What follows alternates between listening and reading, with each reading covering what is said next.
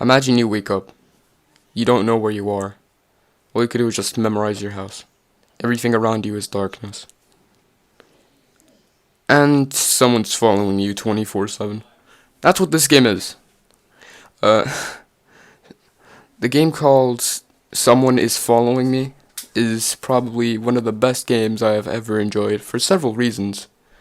Because number one, it's absolutely beautiful.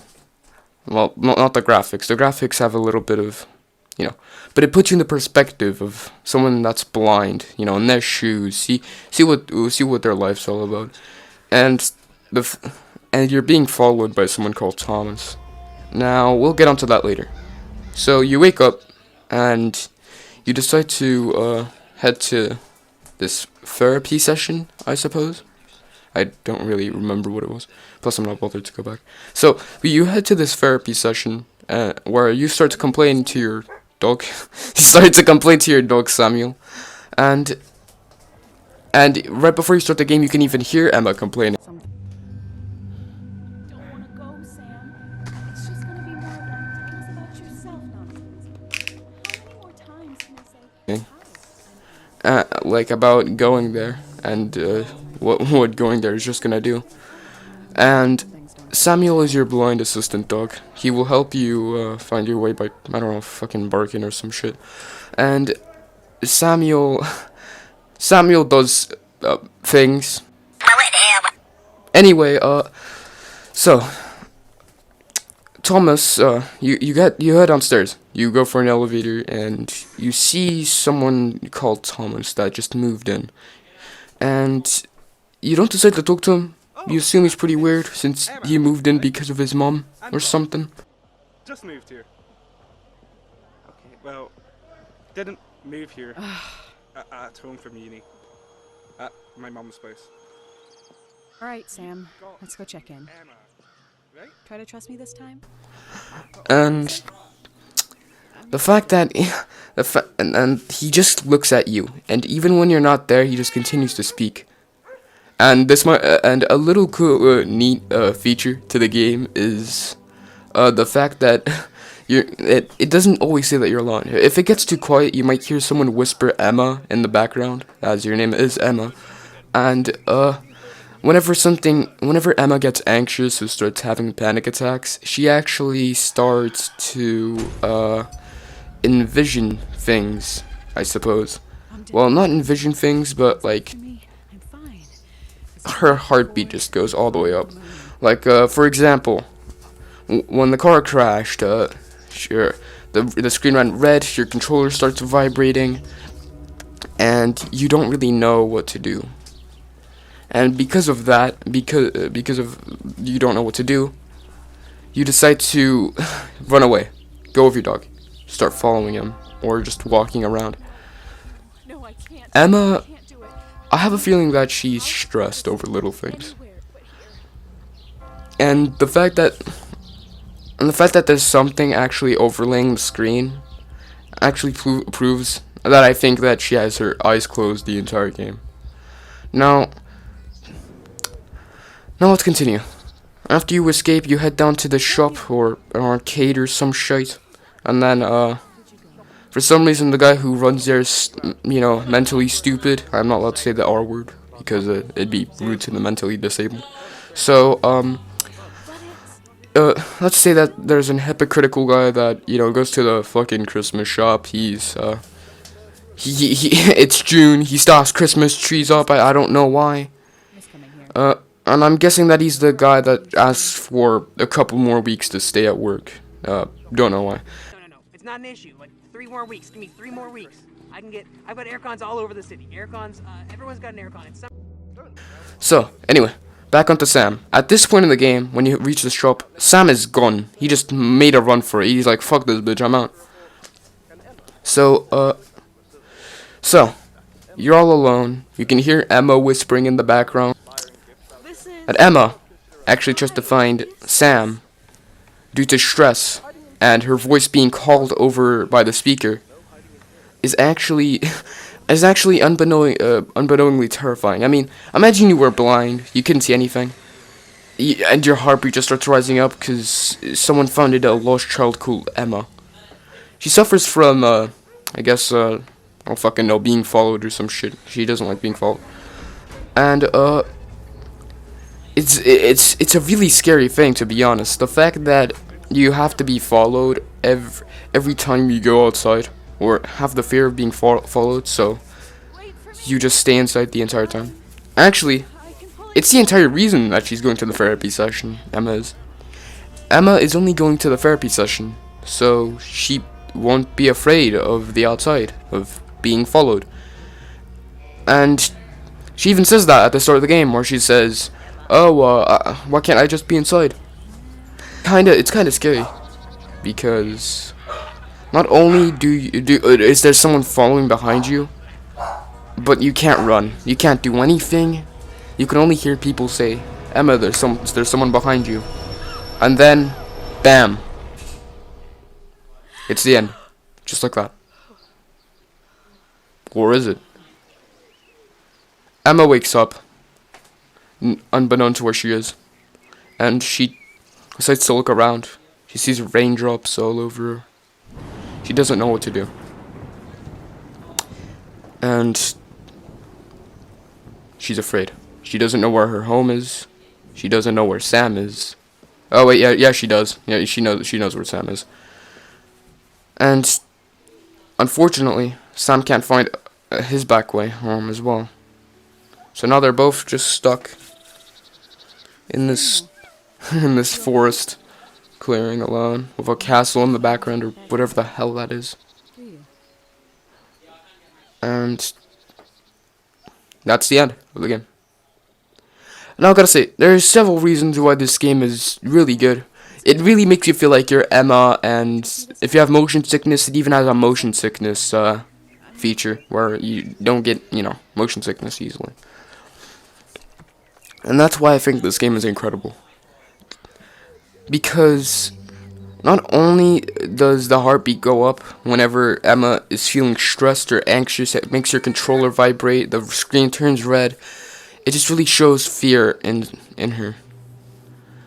And that's something that a lot of VR games don't do whenever someone is scared. They don't really vibrate their controller, or just, in general, just turn off vibrations entirely. This experience is actually very great. I would recommend trying it if you actually have a PlayStation VR. It's actually free, and it's just really incredible. I really enjoyed the game. It was filled with so much storytelling. The fact that you get ran over by the train, that didn't really make much sense to me. I mean, I was gonna see something like, oh, she was running away from someone. She was never really in a city. She was being ran over by a train the entire time, and she didn't know. But then something happened. Something happened through one of my Let's Plays. I realized how good this game was. Not because of its art, not because of the voice actors, not because of any of that. It's because it really felt like an abnormal experience, an out-of-body experience.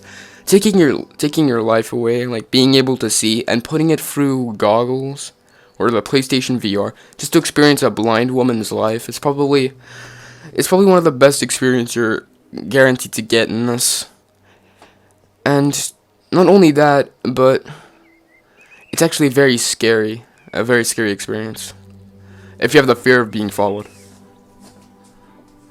Emma has the fears of being ran over, being caught by the police. I'm pretty sure Emma's like a missing child or something because she's afraid of the fucking police, and her name got called out at the PA system or some shit. But I mean, she's old enough to live by herself, so that Thomas guy. The reason why I know that he was following behind me is because someone said, "Hey Emma, look, someone's behind you!" And and it was actually pretty funny the first time I heard it. Now, Emma, No, I can't. I can't do it. I need to leave. Emma's story is very incredible. I do hope. I'm not sure if the game is in development. I didn't go that far into actually, see if the game was fully developed yet or not. But the fact that Emma's story is just Doing what? so mesmerizing to see actually puts a Bad news. tear in my heart. A little joy in my heart. And it's actually pretty crazy if you think about it. And they even made an AirPods joke. I guess. And this game is incredible because of its storytelling and the fact that it's a really out of body experience. I really love the fact that whenever Emma's stressed or angry, she has like these little hallucinations, like the walls start twitching over, like just start fucking wobbling. The fact that everything goes red around her, you can hear her name being called over the PA system, stuff like that in general. And it's actually very scary for most people. And Emma's story, it just comes to show that Emma's story is just like any other person's story. She might not be able to see, but she can feel things that most people can. And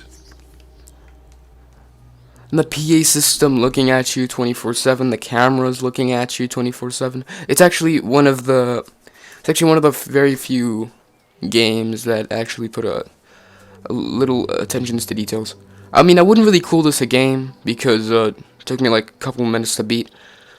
So I'm just gonna call it an experience. So this experience is really mesmerizing. It really takes the nut and bones and really just puts us in there. The fact that Thomas at the end just starts chasing you. I mean, I even tried walking into him, but not enough attention to detail, I guess, to make him kidnap you or whatever. Because he doesn't do shit. The only thing that he does is just stand there looking at you. I thought it was like gonna be a game over screen, but nope, still alive. My man just keeps on looking at you until he got run over by the train. Anyway, this game is incredible for so many reasons, and I'm pretty sure you can see why. The fact that Sam gets run over at the end, really, you can even hear his whines at the end, which is really animal abuse. At the end, it's actually my theory is that they actually went to the afterlife, and that they're being dragged along the, they're just dead.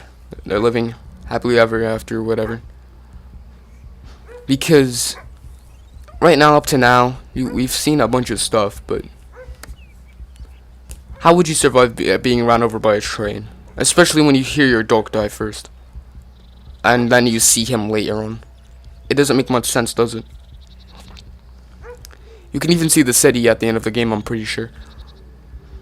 And Sam doesn't know where to go. You don't know where to go. So you just adapt. Adapt to your new life. Living in heaven or living in hell, based on your life decisions. Your ghosts now haunt the present day, and you try to help each other out.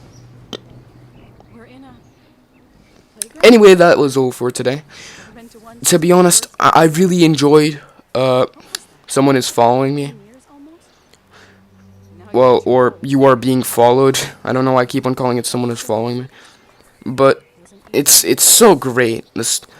The art style just makes it feel really weird. And on top of that, the buildings actually wobble a bit because you don't know where they are. So the buildings wobble a bit because you don't know where they are, you don't know what to do. And out of all, this game has just been incredible. I've really enjoyed it for many reasons, like the fact that people actually speak in this game, and you can actually see which one's talking out of their light emitting out of their body. I mean, I don't know, whatever works for Emma. For some reason, even Emma can see them looking at them. I don't know why. But for my first playthrough, it was actually a pretty nice experience.